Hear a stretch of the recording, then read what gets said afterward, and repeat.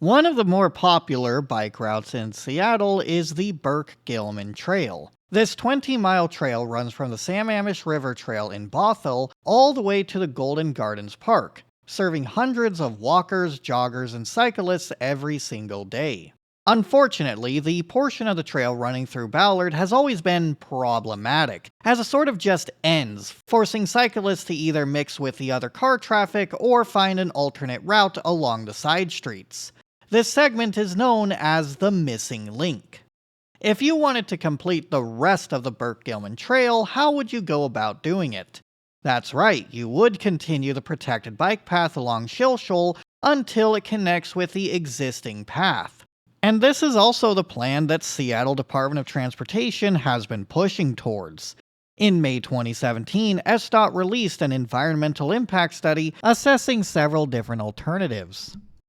They concluded that a path along Shill Shoal would be the preferred option, citing that it crosses the fewest number of intersections, has less truck traffic than Leary Way, is the fastest route, and is the shortest route between both endpoints of the missing link. The Shill Shoal route is also incredibly popular. In an outreach campaign, 77% of people said they preferred the Shill Shoal route, while only 5% of people preferred the second most popular option. Based on these studies and public input, it seems as though this is the best place to complete the missing link. SDOT did have completed design plans for a Shill Shoal route, and they did begin constructing a portion of the missing link path along Market Street. So now, when riding along this portion of Market Street, there is finally a path. SDOT was hoping to start construction of the Shill Shoal portion in 2023, but that has been paused due to ongoing litigation. For some context, major construction projects must comply with the State Environmental Policy Act, or SEPA. This process analyzes environmental impacts of proposed developments. If the review finds a project is unlikely to have any significant environmental impact, officials may release a determination of non-significance, and the project will not require an environmental impact statement. If the review is found to be inadequate, it may be appealed. Local companies have routinely filed appeals either under the name Ballard Business Appellants or Ballard Coalition in order to stall the completion of the missing link. They would much rather a bike path be built along Market Street and Leary Way, not on Shill Shoal. And they have even created an AstroTurfed webpage to show support for this alternative. Their arguments for appealing the environmental reviews isn't based on any merits. They simply use technicalities with the environmental review process in order to force it back into different stages in the bureaucratic system in order to delay the project. And for the past few decades, it's been working. Here's what the timeline has looked like for the past 15 years. In 2008, SDOT conducted an environmental review on the planned alignment and released a determination of non-significance. The Ballard Business Appellants, which is a group of local Ballard businesses, and the Ballard Chamber of Commerce filed their first appeal in 2008. This sent the review back to Seattle's hearing examiner, who at the time was Sue Tanner. She later ruled in favor of the Department of Transportation in June 2009, meaning their environmental review was adequate. By simply filing this appeal, Ballard Business Appellants were able to delay the process by months. After Tanner's ruling, they retaliated by filing a lawsuit against the city challenging the decision. In April 2010, King County Superior Court Judge Jim Rogers ruled that the city must complete an environmental review on a 5-block section between 17th Avenue and Vernon Place, which was not originally studied under SEPA before a decision could be made. In a Ballard Business Appellant press release, Paul Nerdrum, vice president of Salmon Bay Sand and Gravel, said, "We are happy with the court's decision in that it validates what we have been saying all along. The city's environmental review is grossly inadequate. But until the city includes a comprehensive study and a review of the entire trail's compatibility with existing maritime and industrial land uses, its environmental review will continue to be inadequate." 10 months later, in February 2011, SDOT issued its revised SEPA determination of non-significance, which determined that the completion of the missing link will not have a significant adverse impact on the environment. Unfortunately, SDOT expected this determination of non-significance to be appealed as well, which it was. In 2012, SDOT issued a third revised determination of non-significance, which was appealed again. Appeal after appeal eventually led to SDOT issuing its final environmental impact study in 2017. Of course, a coalition of Ballard businesses appealed it. In 2018, Seattle hearing examiner Ryan Vansell ruled the environmental impact statement adequate. The coalition of Ballard businesses appealed the ruling to the King County Superior Court, who ruled that it did not fully account for certain economic impacts. This forced SDOT to publish an addendum to the environmental impact study in April 2019. In 2021, the appeals court overturned the hearing examiner's decision. The reasoning was because Ryan Vansell violated the appearance of fairness doctrine, saying because the deputy hearing examiner failed to disclose that he was seeking appointment by the Seattle City Council to replace the retiring hearing examiner, while he was also considering the adequacy of a council-endorsed project, we reverse the trial court's summary judgment in favor of the city, enter summary judgment for the coalition, and remand for a new hearing. This decision had nothing to do with SDOT's environmental study. It was merely a technicality regarding procedures followed by the hearing examiner, which are outside of SDOT's control. In a press release, attorney for the Ballard Coalition, Josh Bauer, said this is another significant setback because the city, for a fourth time, has to completely redo SEPA for the missing link, further wasting taxpayer dollars. Imagine dedicating your life to blocking a bike lane and being proud of it. If there's one thing America needs, it's more lawyers. Can you imagine a world without lawyers? Oh. Every single time it looks like this project is about to get off the ground, SDOT would enter a tormenting routine. Study, appeal, scream. Study, appeal, scream. Funny enough, if there was a genuine reason that a bike path should not be built along Shill Shoal, you would think it would have been found after a decade of being forced to revise study after study.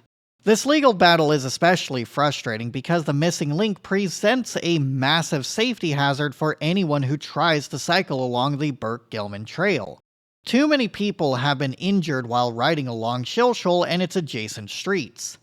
In the original 2003 Ballard design study, SDOT tracked collision history from 1997 to 2002, and they found there was an alarming number of collisions occurring underneath the Ballard Bridge. Here, the Burke-Gilman Trail crosses railroad tracks. For the longest time, this has been one of the most dangerous places for cyclists. It is estimated that emergency vehicles responded to crashes underneath the Ballard Bridge 39 times between 2015 and 2020, with many more crashes going unreported. SDOT attempted to guide people through the tracks perpendicularly and even added a gravel pit, but this design did nothing to improve safety when crossing the tracks. Fortunately, the Ballard Terminal Railroad agreed to forego future use of the segment of the tracks in exchange for the city's approval and change of ownership. This opened the opportunity for SDOT to quickly move to pave this stretch of tracks under the Ballard Bridge, allowing for a much safer trip.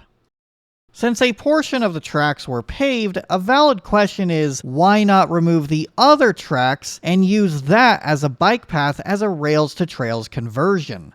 Well, the tracks running through Ballard are actually a part of an active rail line called the Ballard Terminal Railroad. Even though Burlington Northern had abandoned the tracks running through Ballard decades ago, there were still several companies who were buying rail shipments. Back in 1997, several local businesses banded together to revive the short line and kept it running. The Ballard Terminal Railroad owns the tracks outright and has a 30-year lease on the land underneath that will expire in 2027. Currently, the only company this short line services is Salmon Bay Sand and Gravel, so that explains their stake in the matter. In 2020, SDOT had a proposed design for the trail that called for realigning the tracks. But King County Superior Court Judge Avril Rothrock ruled that there is a legal precedent preventing the city from relocating the tracks, so SDOT would need to seek prior approval from the Federal Surface Transportation Board before making changes. This ruling only further delayed construction. The city of Seattle would appeal this decision as it would have concerning broader implications for public safety.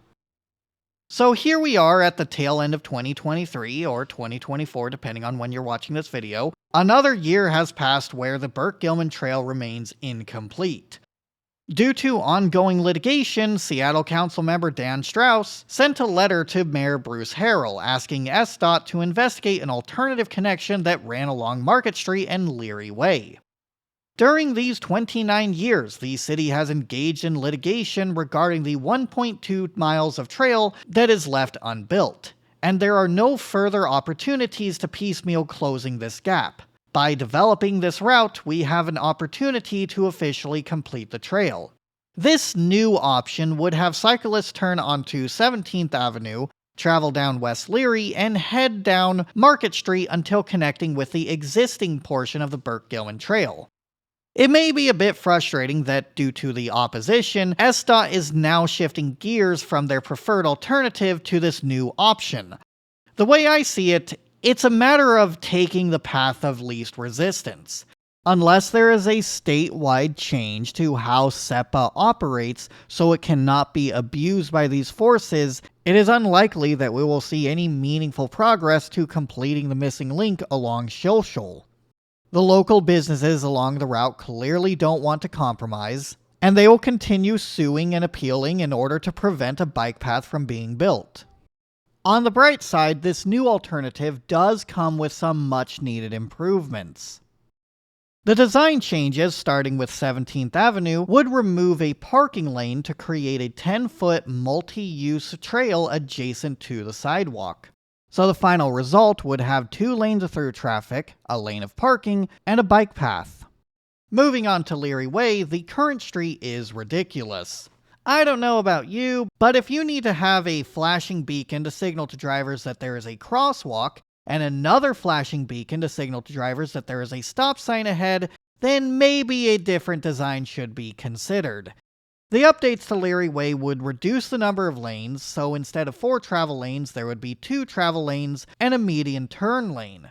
The proposed changes would also add a bus lane and remove a lane of parking. Market Street is where things get a little weird. It would essentially have cyclists share a path along the sidewalk, leading to many points of contention between pedestrians and cyclists, especially during the Sunday farmers market. However, it also means it would be easier to access places within Ballard because the bike path wouldn't be taking people a route that is away from those points of interest. These designs are not final, so hopefully future revisions of the design have fewer points of contention between pedestrians and cyclists. There are certainly valid use cases for building a cycle track along these streets. Meanwhile, the Shilshole route would be better for people who are trying to get through Ballard, since it would be a more direct path that is separate from any pedestrian foot traffic. Furthermore, people who are currently comfortable with riding along Shilshole aren't going to suddenly change routes, so it would still be necessary to build a bike path along Shilshole for the safety of people who still prefer riding down this road. With that said, the best option to complete the missing link is not actually build one or the other, it's to build both. One route for people traveling into Ballard and one for people who are traveling through Ballard. Once the missing link is completed, there will likely be an influx of new cyclists along whichever route is built. To ensure that there isn't too much contention between cyclists and pedestrians, it would be better to split different trips across different routes. Building both a Leary Way and a Shilshole route would also be the funniest conclusion to this whole debacle. In fact, the result of this project may be similar to one that wrapped up earlier this year. The West Marginal Way Safety Project installed a protected bike lane that connected the Duwamish Trail and the Seattle Bridge Trail. Afterwards, there was a massive increase in pedestrians and cyclists using the trail. Originally, the Seattle Freight Advisory Board, among others, were apprehensive towards this project because it required removing a traffic lane on what is considered a major truck street, saying the loss of any travel time on West Marginal Way is problematic. They requested West Marginal Way be restored to a 5-lane facility, using the same familiar rhetoric that it should be preserved for freight to keep and support jobs and the economy. Funny enough, vehicle travel times, including freight, have increased by 1 measly second. That's not even a marginal difference. When analyzing the 2 highest volume driveways that cross the trail, there are few potential points of conflict with trail users and freight trucks. SDOT says the highest severity interaction occurred after a pedestrian rode a bike across the driveway, and nearly 2 seconds later, a driver crossed the trail to exit the driveway.